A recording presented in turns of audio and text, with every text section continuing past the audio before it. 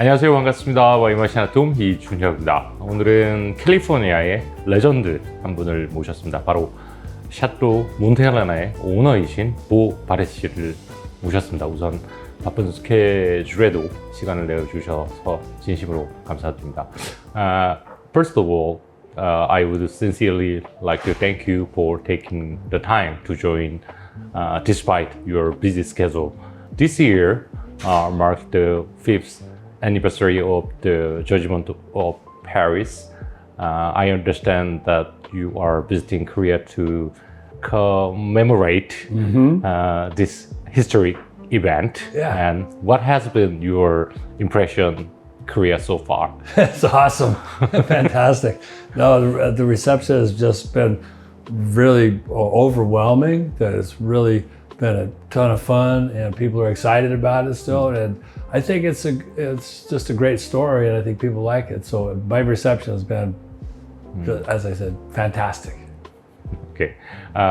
Do you still get excited every year when harvest season begins? Absolutely. You know, the metaphor I use is it's like baseball. There's always next year. So, you know, the next season, and you always have those high hopes and expectations. And then, you know, the adversity, you get some wins and some losses. And so, but sure, yeah, I love the whole seasonal thing, the cyclical nature. It's fantastic. Like right now, we're in springtime. Okay. Well, the grapes we're far past springtime. We're in bloom right now. Okay. So bloom is when the flowers set to see how much crop we're actually going to get. So, but that's a very exciting time in the farming side right now. Okay. Dodgers, Giants.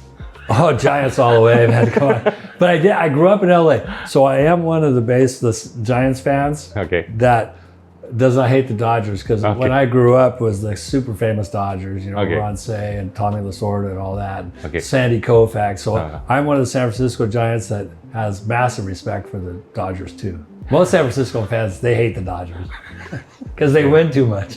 Okay. What is the happiest moment for you as a winemaker?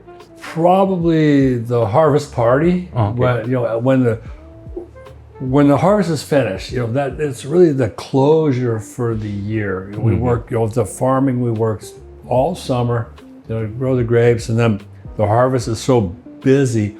And then when you have that celebration at the end, it's kind of immensely rewarding. And, you know, hopefully, you know, nobody gets hurt or you haven't had an accident.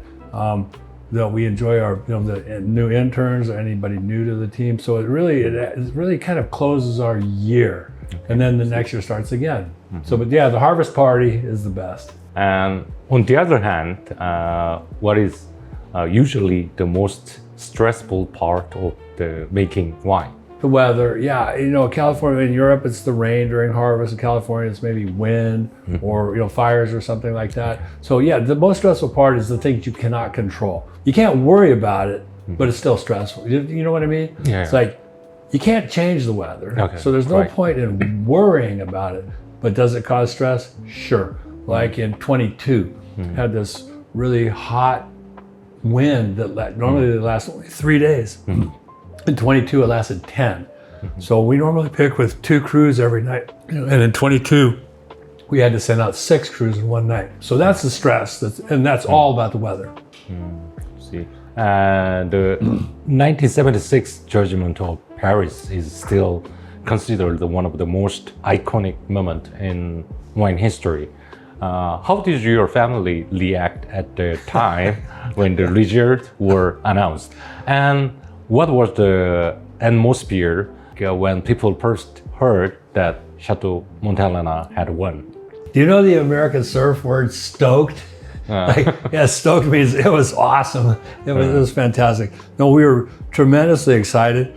And honestly, we were a little surprised, you know, because this was, you know, great wines, French judges. So when we had the success, it was just that happy surprise. Like, what? First it was, you know, you can't believe it. Nah, that can't be right. And it's like, oh yeah, no, you did it. So, and then the result was just how exciting it was that it locked in our dream to keep going down that style of wine. Okay. But it was very cool. Okay. Okay, this maybe sounds like a silly question, but if you were to recreate that winning Chardonnay today, do you think it would be possible to make it exactly the same way again? It would be difficult. Oh, yeah. The main thing is that, we pick now, hand pick at night. Back in those days, we picked during the day. So that juice got to the winery, it was 100 degrees. Because we know from the internet now, the Sonoma County Chardonnay came, it was 95. It was very close to the Sonoma County Airport. So now we can look back in the computer, how hot was it at the Sonoma County Airport on that day in 72? Well, it was 95. And then they had to drive in the trailer all the way around through Healdsburg to Calistoga. So the grapes got to the winery at 5 o'clock in the afternoon. So the juice was far from perfect.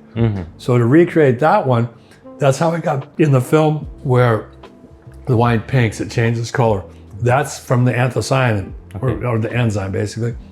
So to recreate it exactly where it did the color change and all that, I could. Then we also used, in those days, a shocking amount of sulfur dioxide.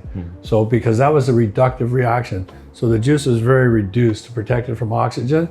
So the amount of SO2 we used in those days might not even be legal anymore. So, but yeah, we could do it, but the way the wine's made now in 22 was my family's 50th anniversary of running Château Montelena.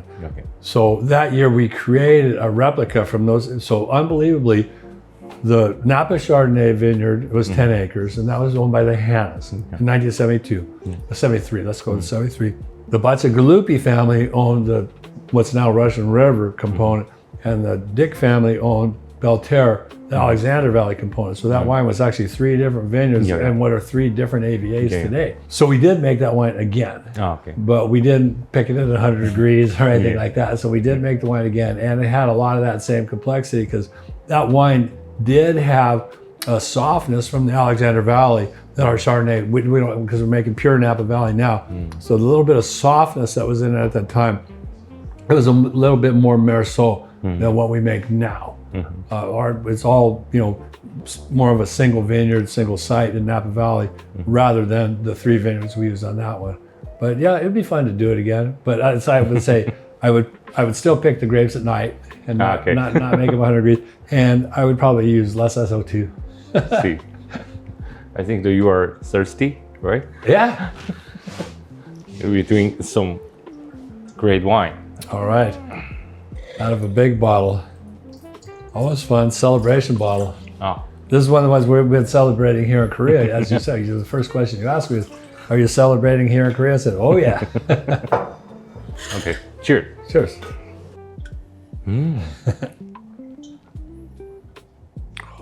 It's beautiful. Could you describe for 2014 vintage?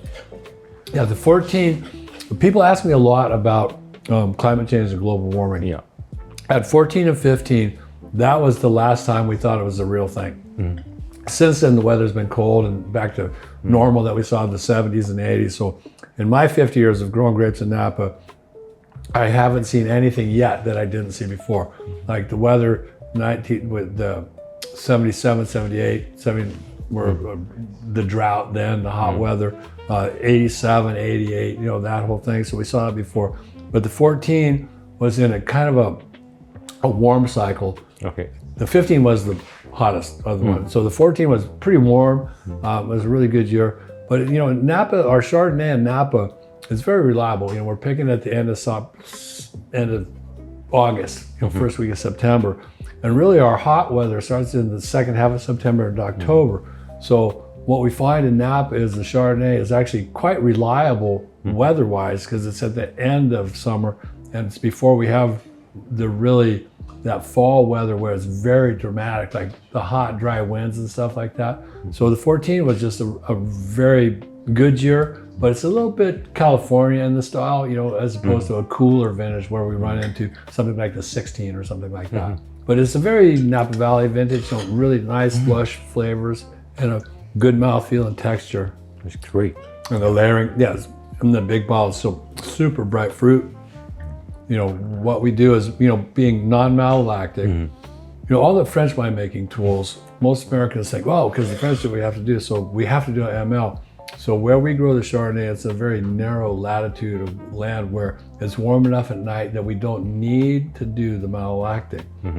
So the complexity you get from malolactic, why malolactic is good, is it pre-ages the wine. It gets it ready to drink sooner. Sure. But in our case, not having to do a malolactic, that's what allows us to age like this one does, because the malic is such a powerful acid that it helps the wine to age a lot more. And in California, in general, the malic's a lot lower anyway. So, and then, with the batonnage, and so we don't do the stirring or any of that kind of stuff. It's just the fine leaves are in there. And we don't have to stir or anything like that. It's just so that we just use time rather than manipulation. That's our philosophy on making the Chardonnay. Let time do the maturation of the wine rather than winemaking technique. Okay. And what is the most important lesson you learned from your father? Not only about wine, but also about life? Well, I think the first is just integrity. Integrity is in everything. The integrity in your life, once stay married 40 years, that's integrity. And then integrity to your customers and stuff like that. And also, I think that the work ethic, because my father's parents were Irish immigrants. My mom's dad was a Norwegian immigrant. So, the opportunity that America presented to my family was, with hard work and diligence, you can be successful. And I think that came in, that my father said, yeah, work hard. And I always just was very careful, like in the movie and stuff, where I'm pretty flaky, but I was always the first one to work and last. So yeah, don't be afraid of hard work.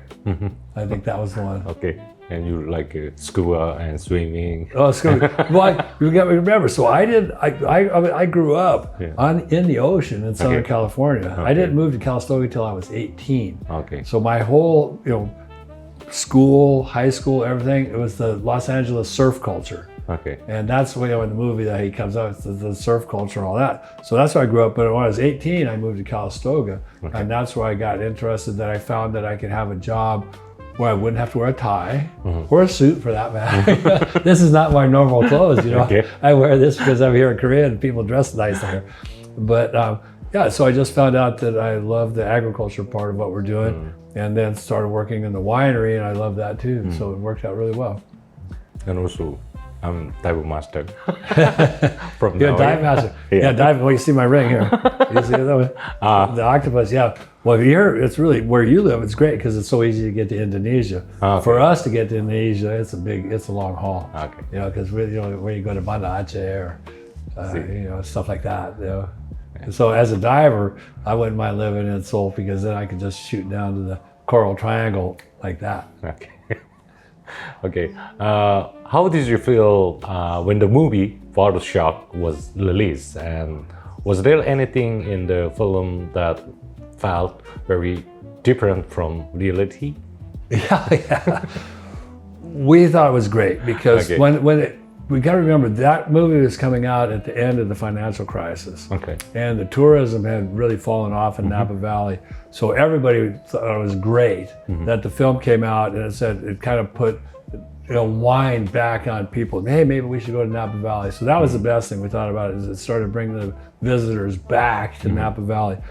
And when they were creating the film, and it's a dramatization, that when the parts they added, it's the love story to the hard work and love, and basically it's a love story to Napa Valley wine. And so that's how they sold my father and I, and participating in the movie. So it's not a documentary, because at that time the documentaries had been done and everybody knew about the story.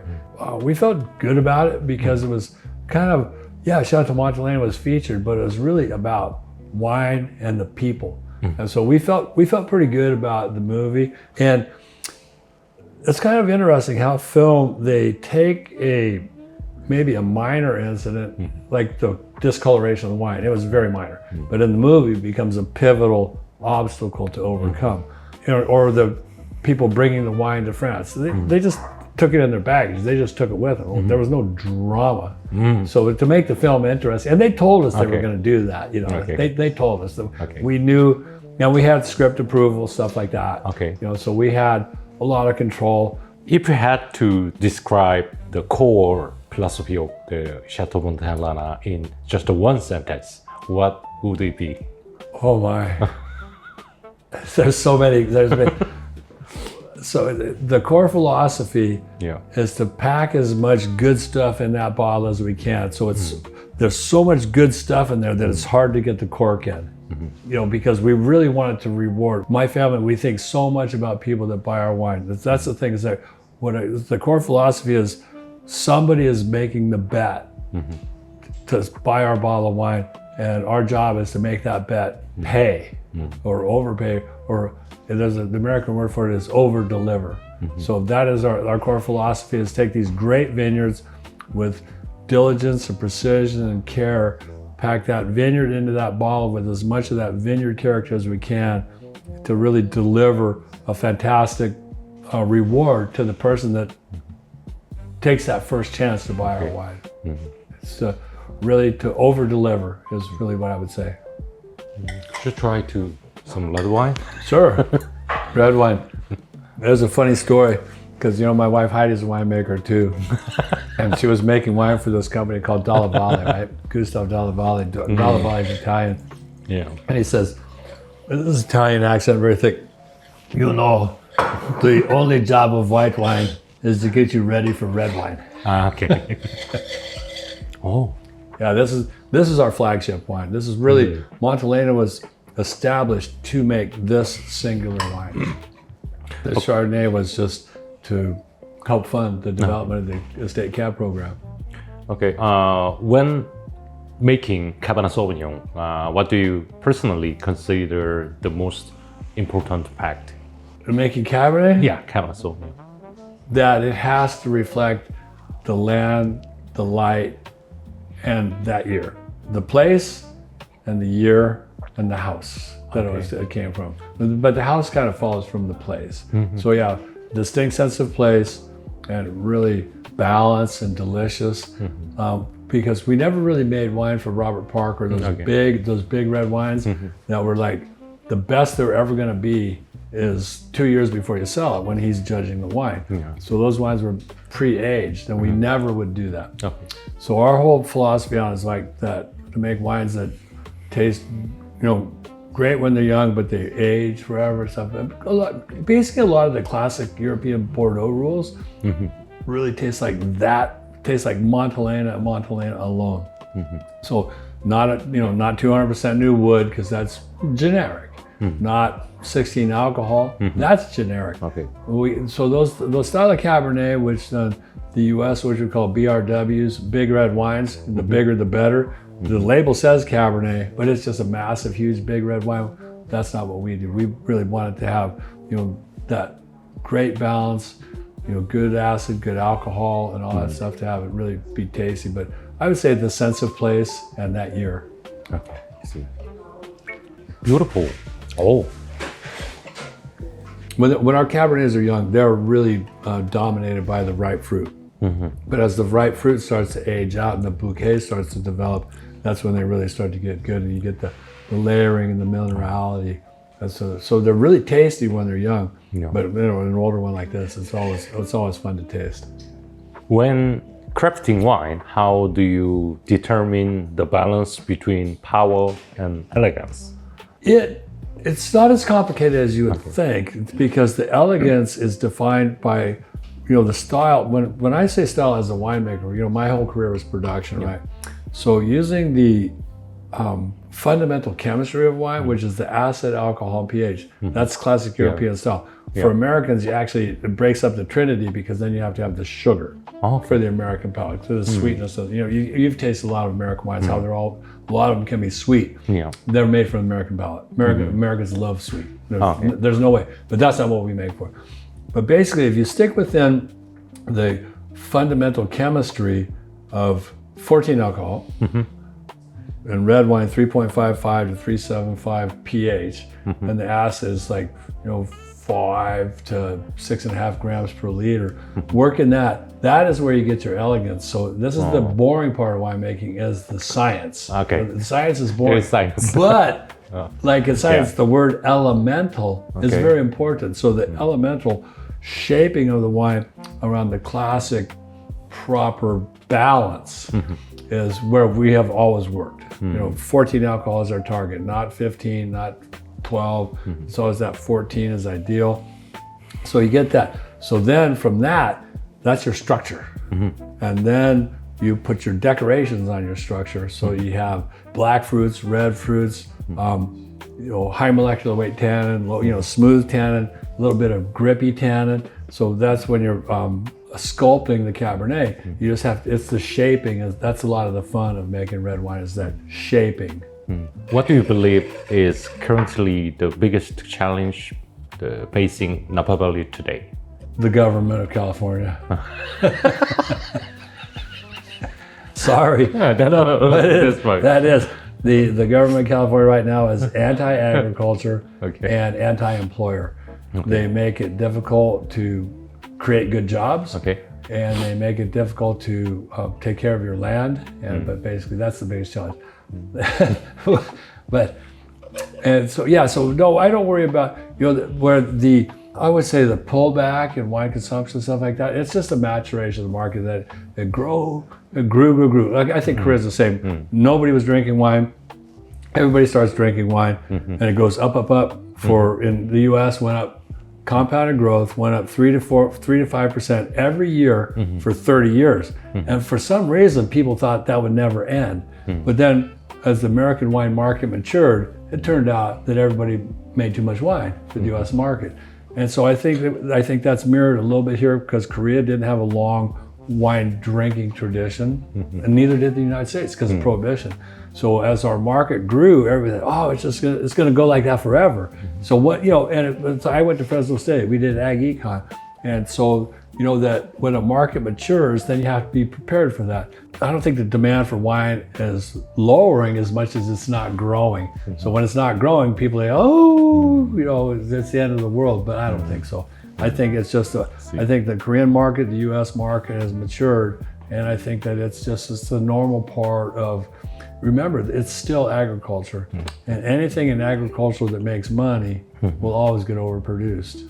How significantly is climate change affecting grape growing in Napa Valley in real terms? In real terms, it's not nearly as significant as it is in Europe. Because the northern Atlantic Ocean, the water comes from Cuba to Florida to New York, and then it only goes past like Greenland, and then pretty soon it's in Ireland. So that ocean has warmed up a lot. With the massive size of the East Pacific Ocean, by the time the water gets past Korea to Japan, it's already getting colder. Then it has to go all the way past Russia, Alaska, and all the way down. So the northern Pacific has not changed that much in temperature in the northern half where we're affected. When they talk about El Nino, that's really Southern California to a great degree. So we haven't seen a lot of change. In 2014-15, we thought, hey, it might be happening for real. So we started making adjustments at that time. For example, we changed the row angle, solar noon, and the sun's coming in and beating on the grapes. Well, you change the angle, so it's solar noon, the grapes are less warm. Other things we've done, so that's the big ones, and that's very expensive to change the whole vineyard. And then the other thing is, like on some vineyards now, that we know that are going to be picked later in October and stuff, we have the little misters in there. Because in our modern, there's been big changes where we use much less water in irrigation than we did even 10 years ago. I'm talking about 1/7, like 15% of what we used to use before. But now we have the tools to monitor the grapevine, the water stress and stuff. So we're using a lot less water for growing the plants. But that puts the water available for maybe temperature. So the little misters inside the canopy of the grapevine, we can change it by 10 degrees in 20 minutes. That's one of those ones where you hope for the best, that it's really not happening. But in case it's happening, you're prepared. So row angle, a little bit of misters, shade cloth. There's things to do, but people say that Cabernet is going to die in that because it's going to be too hot. That's not true. The science of it is what we'll get is more wind because we're so close to the ocean. So it'll be Sacramento Valley will warm up, we'll get more wind, but it won't be like South Africa where wind is a huge effect. But so far, it really hasn't changed anything. Okay. As I briefly mentioned to you yesterday, I had the opportunity to test the 1973 Château Montelena back in 2013 and compare to other vintage. What do you think made the 1973 vintage so special? And in your opinion, what are the key conditions required for white wine to age beautifully over a long period of time? I think what was special about the 1973 Chardonnay, it was one of the first correctly configured Chardonnays out of Napa Valley. That it was classic European style. You have to remember, this is before Kendall Jackson Private Reserve or Rombauer. That style of Chardonnay had not been invented yet. Okay. The soft, sweet Chardonnay for the American market had never been, that doesn't come till 1980s, you know? So the reason that was a special wine, it was like a great execution, classic Bordeaux rules, but with California sunlight. And that's why I think it won. It was just, the fruit was just so good in that wine. And then the second half of the question is like, what was the second half of the question? Second question, in your opinion, what are the key conditions required for a white wine to age beautifully over a long period of time? Don't overmake it. Okay, so in the white wine toolbox, we approach white wine, it's like painting. And so be a minimalist. Okay. So if you have your fruit at your highest intensity and you do a malolactic, a bunch of your fruit goes away. Oh, but even before that, you do a barrel fermentation, which is warmer, so some of your fruit goes away in the barrel ferment. Then you do batonnage, and you're adding, every time you stir it, you add oxygen. So those are wonderful, great tools to pre-age the wine. Okay. So then when you're going to sell it, it's ready to go. And that's a completely valid style of white wine making. When it's sold, it's as good as it's ever going to get. See. But then you have people like us that making minimalist, no malolactic, no batonnage, no barrel ferment. So you're being a minimalist because we're going to let time do that here. So we could make a 2024 that in 26 will taste this mature as this 14. In America, we have a saying, just when you have a hammer, everything looks like a nail. So we try not to do that. So to make wines to age like this, it's like, don't show how great of a winemaker and how many tools you have in your paint box. Show how great your vineyard is. See. Okay, looking back on your winemaking career, which vintage was the most difficult or challenging for you? Both the 2010 and 11. So yeah, 2010 and 11. So 2010, it was very cold. It was very, very cold.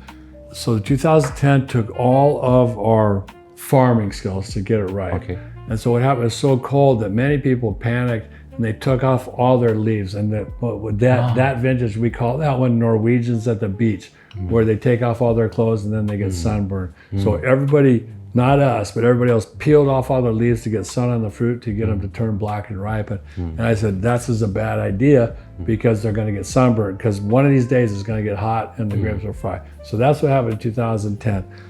Then 2011 was equally difficult, even colder, and that you took all the farming experience to get the grapes ripe. You had to make a bet like way early, like end of July, August. You have to say, hey, we have to take off 30% of the fruit right now. You have to drop fruit. So this is like 6 weeks before you make these very expensive decisions. So instead of 2 clusters of Cabernet, you have to take off half. Just go to 1. That's really heartbreaking. Yeah, because what if the weather? What if you're wrong? What if the weather's good and you could have ripened the extra bunch? So you have to do those really irreversible decisions. So those are the most difficult, but we did make the right decisions when we lightened the crop, especially 11, and it turned out, and now it's just a fantastic wine. It was really good. This is great. Yeah, in 2010. So we make those decisions. But it's a little, again, it's a little bit like, remember the baseball metaphor, it's like the game's like 2007, you know, it's easy. Any idiot can make good wine. Yeah. You can take a guy, you know, fresh out of school and say, okay, go, and 2007, oh, you're a genius. Yeah. But then you get that same guy in 2010, it's like, oh, this is not so easy. Yes. And so that's what happened. My most memorable, your vintage wine. Yeah. And 2007 is the best. Yeah, no, it was, and we made a bunch of those too. Like 23, we just made another 7 last year. Ah. The 23, 24. Okay. Fantastic, yeah. Okay, if you could go back to your 30s as a winemaker, is there anything you would be differently or change first? If I could get my time machine for all the wines we've ever made and use the equipment we're using now, we would have made even better wines at that time. So the destemmers, pump over devices, you know, the automatic pump over where you can do it with that or the hand. So yeah, given the equipment we have now, those wines would have been better, actually, tell you the truth. Yeah. Especially like the 80s wines, all the way through. If what I'd like to do, you know, if you're giving me the opportunity to get my time machine and go back to 1982 when I first started. Can I bring my stuff with me? You know, because our equipment in those days, so then to craft those wines of that quality at that time with such shitty equipment, it would be really, that would be the best thing I could do is go back. Philosophically, I wouldn't change that much of that. That hasn't changed that much. Okay, among all the wines you have tested throughout your life, not just the Château Montelena wines, which wine left the deepest impression on your personality? Really, I actually think it was the first time my dad had a bottle of a Bougeot Perfit Le Montrachet. It was before he was getting into wine. And he goes, we're going to make this stuff. You know, I was probably 17. And he goes, this is what wine is supposed to taste like. It was the real Bouchard Perfit, Le Montrachet. 1970? You know, it was probably right then, 72. He was starting to think about Montelena, what we're going to do up there. And I had no idea, you know. So that was a big one. So there's been a lot, actually, you know, of wines that impress me when you taste. You know, as you taste your first Priorato, for example, you know, a great Chateau Neuf de Pape, you know, all these different wines. Which do you like? Beaucastel, Hayas, no, Beaucastel. Well, remember, Beaucastel always had the Brett signature, you know what I mean? That's a whole nother thing.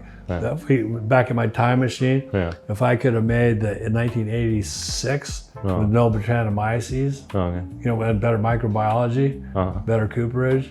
Yeah, you know, so I'll give you a chance to make the 86, 87 again, 85, 86, 87 with no Brettanomyces. Because remember, everybody, us, Aubryon, everybody had Brett in their cellars, you know, in the 80s. And it was part of the signature of the house. Or they called it terroir at that time, but that was mistaken. If we could have made those wines without that cooperage flavor, then that's another thing that I would change. And I would have changed the microbiology back in the 80s too. But that, again, that's the same thing. It's like, why that I'm so excited about it. It's like, it just keeps getting better and better and better. And that's why, you know, after I'm like 72 and it's like, why am I still excited about what we're doing? This is, we're going to get this great fruit and we're going to have all these great tools and we're going to make even better and better wine every year. It's really fun. Finally, is there a message you would like to share with wine lovers around the world? For consumers, let's start. Consumer or wine lover? What did they say? Because, you know, I know one wine and one wine region really well. And even with you, I said, what's your favorite part of Burgundy? I said, I don't know, whatever somebody's giving me. You know, it's like, that's my favorite is what you're pouring for me. So I would say, don't be afraid to ask the somm or the guy at the wine shop because they know their wines, they know their products.